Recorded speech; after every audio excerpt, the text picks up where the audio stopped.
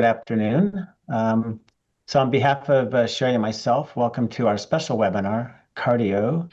Cheers to 9 great years. It's great to see both our current and former Cardio team members, and we're glad that all of you are able to join us today.